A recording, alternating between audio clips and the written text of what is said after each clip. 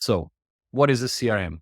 Basically, a CRM, a customer relationship management, is a contact database and a sales pipeline for lead and opportunity management. Basically, the way that a CRM works is that by creating and by generating the contacts, the accounts, which in a CRM space is basically the companies that you're working with or that you're prospecting. You have your leads and your prospects. You'll have then these leads will convert to opportunities. And then you will have also the area of your product or service that you're selling.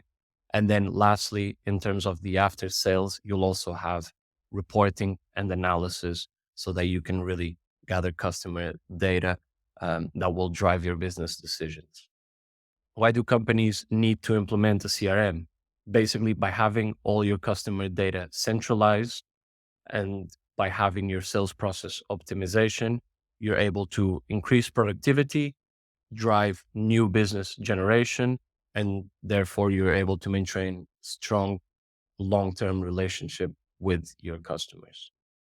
So a lot of the companies and the SMBs that we work with are companies that were using before spreadsheets for their sales processes or even pen and paper. By adopting and deploying a CRM, they're able to improve their efficiency in terms of their marketing and sales efforts.